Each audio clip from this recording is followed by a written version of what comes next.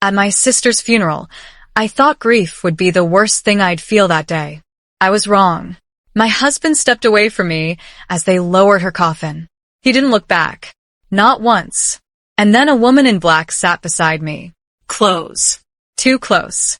Excuse me, is that your husband? I nodded, barely breathing. She studied him, like she knew something I didn't. Then she reached into her bag and pulled out a cream envelope. My sister's handwriting was on it. I would recognize those crooked letters anywhere. She asked me to give this to you, the woman whispered.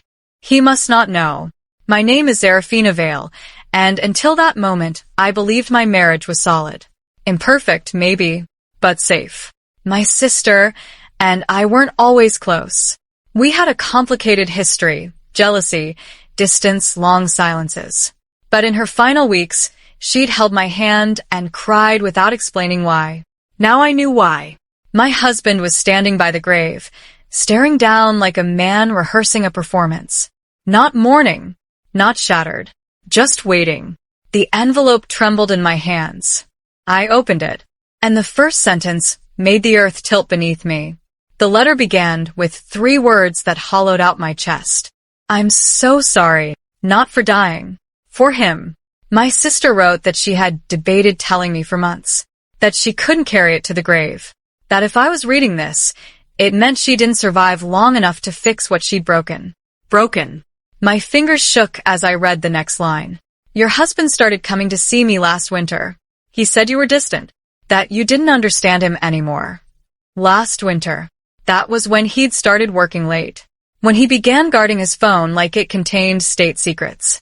When he told me I was imagining things.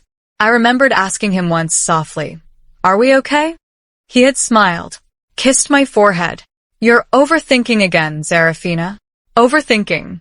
The letter continued, details, dates, hotel names. And then something worse. It didn't end because I wanted it to. It ended because I found out why he was really with me. I stopped breathing. Footsteps approached behind me. My husband's voice was low, careful. Who was that woman? I folded the letter before he could see the rest. Just someone who knew my sister, I said, keeping my voice steady. He studied my face longer than necessary. That soft, calculated gaze I once mistook for concern. Are you okay? He asked. That question, the audacity of it. Inside the envelope, my sister had written the truth he thought was buried with her. He wasn't in love with me, Serafina. He was looking for something. Documents. Access. He kept asking about Dad's estate. Our father had died 6 months ago. His assets were tied up in legal review properties, investment accounts, a silent stake in a biotech startup no one outside the family knew about. I was the executor, not my husband. Last winter, the timing wasn't romance. It was strategy. And my sister? She had been terminal, vulnerable, alone. I remembered the day she called me crying, saying she felt used. I assumed she meant a failed relationship. I didn't ask details. God, I didn't ask. My husband touched my elbow lightly. Let's go home. His thumb brushed my skin. Familiar. Possessive. And suddenly I realized something colder than betrayal.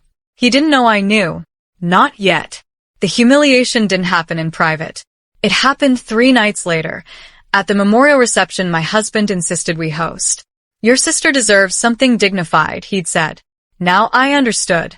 He wanted access. Her friends. Her colleagues. Her lawyer. The living room was full. Soft music. Low condolences. Expensive wine. And then he made a toast.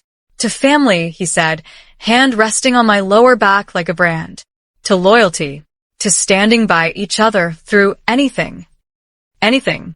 My phone vibrated in my clutch. Unknown number. It was the woman in black.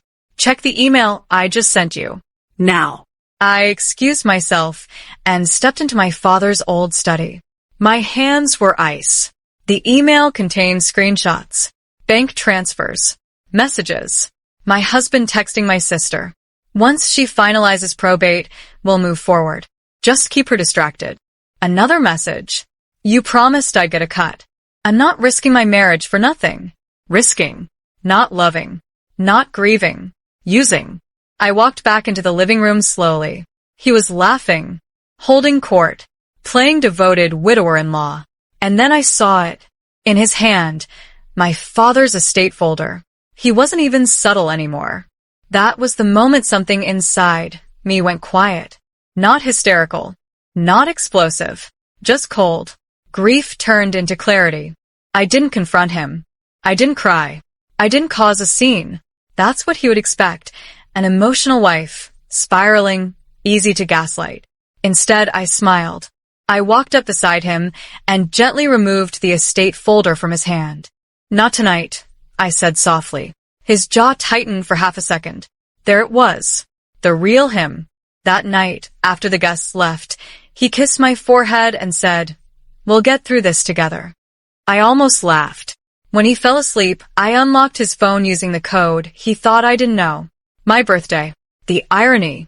I photographed everything. Messages. Transfers. Draft agreements. Even a half-written email to an attorney discussing asset restructuring post-probate. Then I called my father's lawyer at 6:12 a.m. "I need to amend the executor access protocols," I said calmly. And then I did something even smarter. I rewrote the will. Not illegally. Strategically. The execution wasn't dramatic. It was surgical. First, I moved the probate timeline forward. My father's lawyer trusted me. I showed him the screenshots, carefully curated, enough to raise concern without exposing the full picture yet. Second, I transferred oversight of the biotech stake into a blind trust that required dual family authorization. Not spouse. Not proxy. Bloodline only. Third, I invited my husband to a private estate review dinner at our home. I told him the board wanted transparency. He looked almost relieved. At the table sat 3 people, my father's attorney, the biotech company's CFO, and unexpectedly for him, my sister's former financial advisor. He froze for half a second. I kept my tone gentle. "We're just clarifying everything before distribution." The advisor slid printed records across the table. Transfers traced back to shell accounts. Messages time-stamped. My husband laughed nervously. "This is ridiculous." The attorney looked at him evenly. Attempted interference with estate assets carries criminal implications. Silence fell like glass shattering. I finally met his eyes.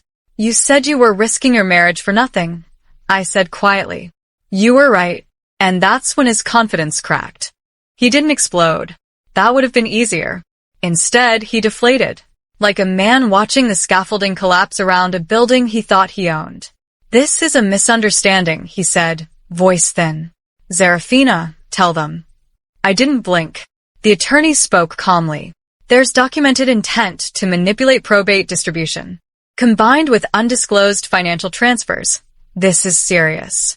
My husband turned to me then, not as a partner, but as a last resort. "You wouldn't destroy us over texts." "Destroy us?" As if I had done something. "I didn't destroy anything," I replied. "You just assumed I'd never read." He tried anger next. Accusations. That my sister fabricated things. That the screenshots were misinterpreted. But the CFO placed one final document on the table, a draft proposal from my husband outlining how he planned to assist in reallocating biotech dividends once I signed distribution authority. Signed. I stood up. "Effective immediately. All marital assets are under review," the attorney announced.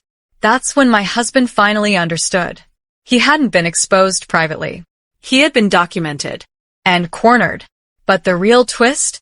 It wasn't about the money. It was never about the money. 2 days after the dinner, I filed for divorce. Quietly. Efficiently. But I didn't send the screenshots to the police. Not yet. Instead, I mailed one final envelope to his employer. Inside was the proposal he drafted, the one outlining how he intended to leverage insider familial access to influence biotech dividend allocation. His company had strict ethics policies. Very strict. 3 weeks later, he lost his position. Not because I screamed. Not because I exposed everything publicly. But because he had written his own ambition in ink. He showed up at my door once. No anger this time. Just desperation. "You ruined my life." I looked at him carefully. The man who once told me I overthought everything. No, I said softly. You miscalculated. The surprising part? My sister hadn't written the letter out of guilt. She had attached evidence before she died. She knew I wouldn't collapse. She knew I would calculate.